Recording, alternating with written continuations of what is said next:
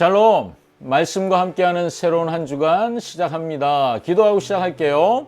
사랑하는 주님 감사합니다. 오늘도 말씀과 함께 또 새 한 주간을 시작하게 해주셔서 감사합니다. 요한계시록의 말씀을 통하여 우리에게 승리를 약속하시는 하나님의 말씀이 힘이 되고 능력되는 한 주간 되게 하여 주시옵소서. 예수님의 이름으로 기도합니다. 아멘. 아멘. 오늘은 요한계시록 14장 1절부터 13절 말씀입니다. 말씀 듣고 오겠습니다. 제14장. 또 내가 보니 보라, 어린 양이 시온산에 섰고 그와 함께 14만 4천이 서 있는데 그들의 이마에는 어린 양의 이름과 그 아버지의 이름을 쓴 것이 있더라. 내가 하늘에서 나는 소리를 들으니 많은 물소리와도 같고 큰 우레소리와도 같은데 내가 들은 소리는 검은 고 타는 자들이 그 검은 고를 타는 것 같더라. 그들이 보좌 앞과 내 생물과 장로들 앞에서 새 노래를 부르니 땅에서 속량함을 받은 14만 4천 밖에는 능히 이 노래를 배울 자가 없더라. 이 사람들은 여자와 더불어 더럽히지 아니하고 순결한 자라. 어린 양이 어디로 인도하든지 따라가는 자며 사람 가운데서 속량함을 받아 처음 익은 열매로 하나님과 어린 양에게 속한 자들이니 그 입에 거짓말이 없고 흠이 없는 자들이더라. 또 보니 다른 천사가 공중에 날아가는데 땅에 거주하는 자들 곧 모든 민족과 종족과 방언과 백성에게 전할 영원한 복음을 가졌더라. 그가 큰 음성으로 이르되 하나님을 두려워하며 그에게 영광을 돌리라. 이는 그의 심판의 시간이 이르렀음이니 하늘과 땅과 바다와 물들의 근원을 만드신 이를 경배하라. 또 다른 천사 곧 둘째가 그 뒤를 따라 말하되 무너졌도다, 무너졌도다. 큰 성 바벨론이여, 모든 나라에게 그의 음행으로 말미암아 진노의 포도주를 먹이던 자로다. 또 다른 천사 곧 셋째가 그 뒤를 따라 큰 음성으로 이르되 만일 누구든지 짐승과 그의 우상에게 경배하고 이마에나 손에 표를 받으면 그도 하나님의 진노의 포도주를 마시리니 그 진노의 잔에 섞인 것이 없이 부은 포도주라. 거룩한 천사들 앞과 어린 양 앞에서 불과 유황과 고난을 받으리니 그 고난의 연기가 세세토록 올라가리라. 짐승과 그의 우상에게 경배하고 그의 이름표를 받는 자는 누구든지 밤낮 쉼을 얻지 못하리라. 성도들의 인내가 여기 있나니 그들은 하나님의 계명과 예수에 대한 믿음을 지키는 자니라. 또 내가 들으니 하늘에서 음성이 나서 이르되 기록하라. 지금 이후로 주 안에서 죽는 자들은 복이 있도다 하시매 성령이 이르시되 그러하다. 그들이 수고를 그치고 쉬리니 이는 그들의 행한 일이 따르니라 하시더라. 아멘. 14장 이야기를 우리가 시작하기 전에요, 먼저 앞부분 정리를 한번 해볼까요? 요한계시록 12장은 큰 용, 사탄이라고 그랬죠. 용은 이 용이 아기를 낳은 여자, 곧 교회와 성도죠. 핍박하는 이야기가 12장에 나옵니다. 그리고 13장은 그 용의 두 부하들이죠. 짐승 2마리가 땅과 바다에서 나오는 이야기가 있습니다. 그래서 또한 교회와 성도들을 핍박합니다.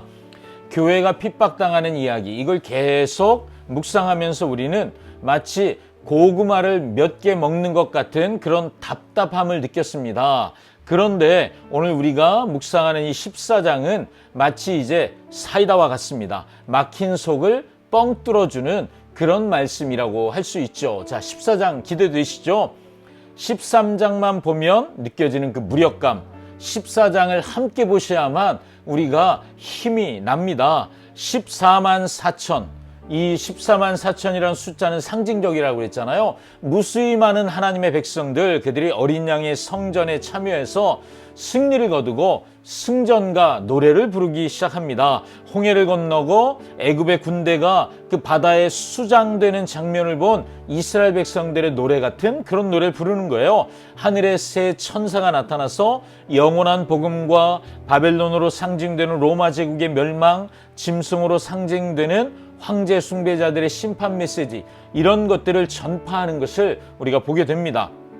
자, 한번 부분적으로 볼까요? 14장의 1절부터 5절은 그 7가지 표적 중에 4번째 표적이에요. 어린 양과 함께 시온산에 선 14만 4천 명 이야기가 거기 나옵니다. 여기서 말하는 14만 4천 명은 하나님의 인침, 그 도장, 어린 양과 아버지의 이름으로 도장을 받은 성도들을 의미하고 교회를 뜻합니다. 자, 14만 4천은 엄청 많은 숫자예요. 이들이 속량, 그러니까 구원, 구속함을 받아서 하나님의 나라에서 어린 양 옆에 서서 새 노래를 부른다 하는 내용이 담겨 있고요.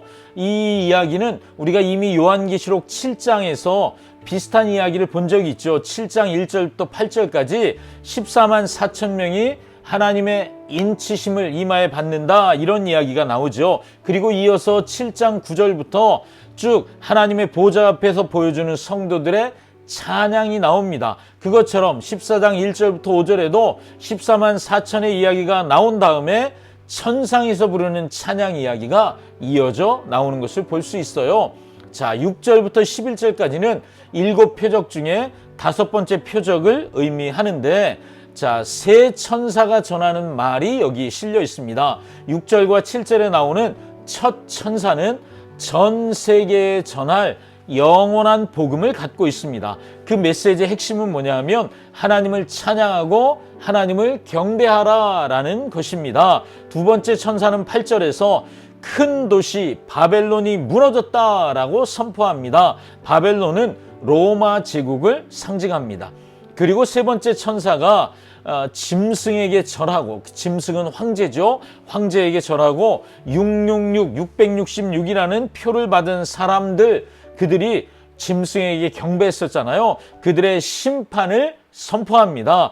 교회와 성도들의 핍박으로 끝났던 13장에서 느낀 우리의 그 무기력함이 여기서 완전히 해소된다 할 수 있죠. 교회와 성도요, 반드시 이깁니다. 그리고 13절에 이것을 확증하는 내용이 담겨 있는 것을 볼 수 있습니다. 제가 오늘 우리가 묵상하는 이 개역 개정 성경 말고 표준 세번역으로 한번 읽어드리겠습니다.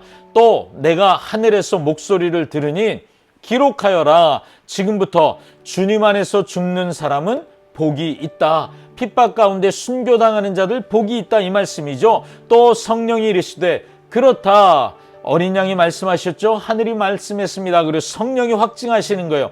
그렇다. 그들은 자기의 수고에서 벗어나 안식을 얻을 것이다. 그들의 행위가 그들을 따라갈 것이다.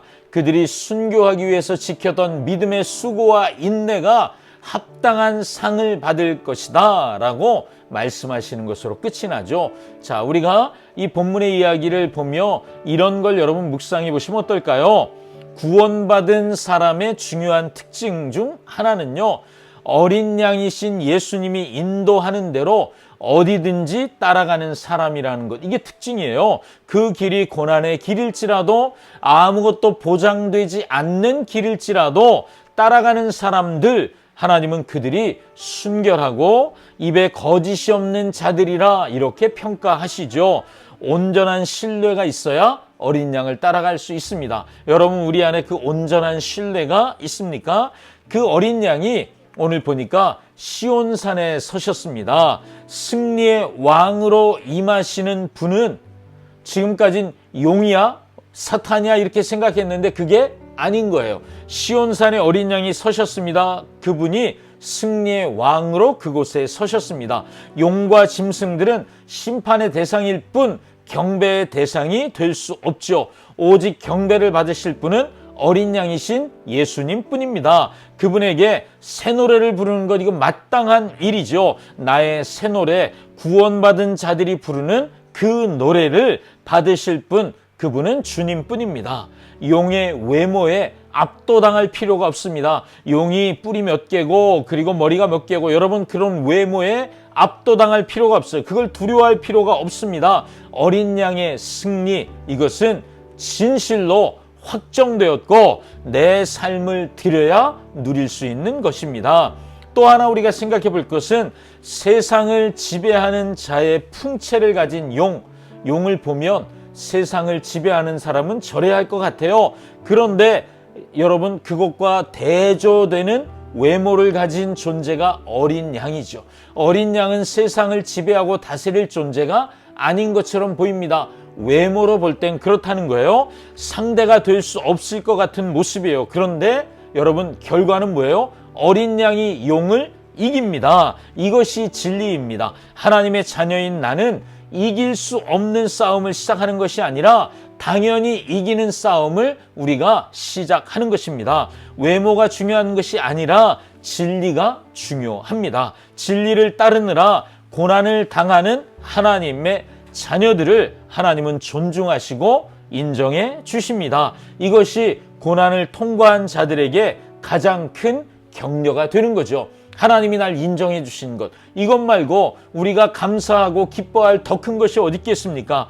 주님이 날 알아주시면 그것으로 충분하죠. 아멘. 기도하겠습니다. 하나님, 요한계시록을 묵상하며 반드시 이기는 교회, 반드시 승리하는 성도를 묵상하게 해주셔서 감사합니다. 주님, 우리가 이깁니다. 이 믿음으로 고난과 맞서는 우리의 믿음 되게 하여 주시옵소서. 주님이 날 알아주시는 것만으로 충분한 은혜의 삶을 살게 해 주시옵소서. 예수님의 이름으로 기도합니다. 아멘. 아멘. 주님이 우리와 함께 하십니다. 그래서 우리가 이깁니다. 오늘도 그렇게 그 믿음으로 행복한 하루 되십시오. 샬롬.